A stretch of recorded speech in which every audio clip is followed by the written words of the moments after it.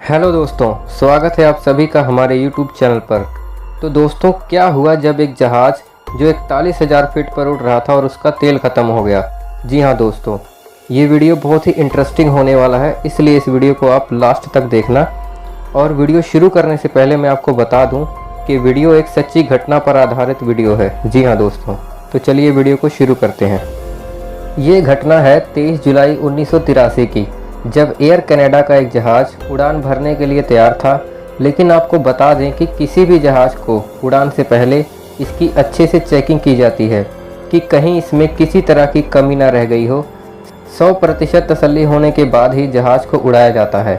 लेकिन इस जहाज़ एयर कनाडा का 143 जहाज़ में तेल कम था और बाद में तेल भरने वाली टीम को ये कहा गया कि इस जहाज़ में 22,300 लीटर तेल भरा जाए। तभी टीम ने तेल भरना शुरू किया, लेकिन उनसे बहुत बड़ी गलती हो गई। तेल भरने वाली टीम ने 22,300 लीटर तेल भरने की जगह 22,300 पौंड तेल भरा, जो कि लीटर के मुकाबले बहुत ही कम होता है। इस जहाज़ को उड़ाने के लिए 2 पायलट थे। पहले का नाम था पियर्सन और दूसरे का नाम था फर्स्ट ऑफिसर। जब टीम द्वारा 22,300 पौंड तेल भर दिया गया तो पायलट द्वारा भी हरी झंडी दे दी गई कि तेल पूरा हो गया है, अब बस करो।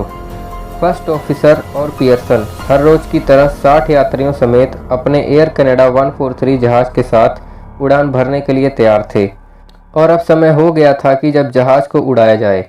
अब दोनों पायलट ने इस जहाज़ को हवा में उड़ाना शुरू कर दिया। अब ये जहाज़ कनाडा के मॉन्ट्रियल से एडमिंटन के लिए अपनी उड़ान भर चुका था। जहाज़ को उड़ने में अभी थोड़ा ही समय हुआ था कि जहाज़ का फ्यूल सिस्टम जहाज़ का तेल ख़त्म होने के बारे में इशारा करने लग गया। यह देखने के बाद दोनों पायलट के होश उड़ गए कि आखिर ये कैसे हो सकता है। दोनों पायलट को समझ नहीं आ रहा था कि आखिर पूरा तेल भरने के बाद भी जहाज़ रास्ते में फ्यूल लो होने का इशारा कैसे कर सकता है। लेकिन उनको ये नहीं पता था कि तेल भरते समय उन्होंने जो लापरवाही की थी, यह उसी का नतीजा है।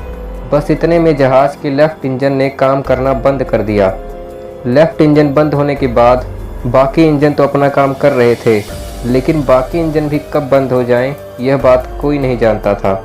जब दोनों पायलट पियर्सन और फर्स्ट ऑफिसर को लेफ़्ट इंजन बंद होने का सिग्नल मिला, उनके होश पहले से भी ज़्यादा उड़ गए।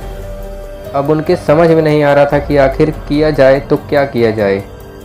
खैर, उन्होंने अपनी ड्यूटी के अनुसार अपने कंट्रोल रूम में कॉल किया तो कंट्रोल रूम ने उन्हें पूरी इन्फॉर्मेशन दी कि जहाज़ कितनी स्पीड में कितनी ऊंचाई पर उड़ता हुआ जा रहा है। उनकी बात हो ही रही थी कि टरबाइन्स बंद होने की वजह से उनका संपर्क कंट्रोल रूम से टूट गया। हम आपको बता दें कि हवा में जो टरबाइन्स घूमती हैं जहाज़ के साथ, उनसे बिजली पैदा होती है और वही बिजली जहाज़ के अंदर भेजी जाती है। लेकिन टरबाइन्स ने काम करना बंद कर दिया था, जिसकी वजह से उनका संपर्क कंट्रोल रूम से होना बिजली के जरिए मुश्किल था। बैटरी भी बहुत ही कम बची थी, जो कि कुछ समय के लिए ही जहाज़ को बिजली दे सकती थी। धीरे धीरे अब दोनों पायलट के चेहरे का रंग उड़ता जा रहा था। हम आपको बता दें कि जहाज़ के अंदर पायलट को एक किताब दी जाती है, उसमें हर तरह की इन्फॉर्मेशन जहाज़ के बारे में होती है, ताकि अगर किसी तरह की प्रॉब्लम हो तो उस प्रॉब्लम का सलूशन इस किताब में दिया होता है। लेकिन जब पियर्सन ने उस किताब को पढ़ा तो उसमें भी कुछ ऐसा नहीं लिखा था कि इस कंडीशन में क्या किया जाए। जब पायलट पियर्सन ने देखा कि उनका जहाज़ 2000 किलोमीटर प्रति घंटा की रफ्तार से नीचे की तरफ जा रहा है, तो उन्होंने अपने साथी फर्स्ट ऑफिसर से कहा कि तुम इससे अंदाज़ा लगाओ कि अपना जहाज़ और कितनी देर तक उड़ सकता है। जब फर्स्ट ऑफिसर ने कैलकुलेट किया तो उसने बताया कि जहाज़ अब और ज़्यादा देर तक नहीं उड़ सकता, हमें अब कोई ना कोई कदम तो उठाना ही पड़ेगा। इतनी बात सोचते सोचते पियर्सन ने अपने साथी फर्स्ट ऑफिसर को कनाडा के एक किम्बरली नाम की जगह पर अपने जहाज़ को लैंड कराने के बारे में सोचा, जहां पर एक एयरपोर्ट था। उसका साथी उससे सहमत हो गया। दोनों पायलट अब अपने जहाज़ को किम्बरली नाम की जगह की तरफ मोड़ रहे थे, क्योंकि वहां भी एक एयरपोर्ट था। लेकिन उनको इस बात का जरा सा अंदाज़ा नहीं था कि जिस जगह वो एयरपोर्ट समझकर अपना जहाज़ लैंड कर रहे हैं, वहां एयरपोर्ट नहीं बल्कि उसको मॉडिफाई करके वहां कार रेसिंग ट्रैक बना दिया गया है। जब वो दोनों पायलट किम्बरली नाम की जगह पर पहुंचे तो उन्होंने देखा कि वो हवाई अड्डा पूरी तरह कार रेसिंग ट्रैक में तब्दील हो गया था। यह देखने के बाद दोनों पायलट के रोंगटे खड़े हो गए। उन्होंने देखा कि स्टेडियम के अंदर कार रेसिंग चल रही है, जहां पर लाखों लोग यह रेस देखने के लिए आए हुए हैं। पर उन्होंने एक खाली ट्रैक देखकर अपना जहाज़ उधर उतारना शुरू किया। दोनों पायलट ने बहुत ही बारीकी और समझदारी से काम लेते हुए अपने जहाज़ को खाली पड़े रेसिंग ट्रैक पर लैंड कराना शुरू कर दिया।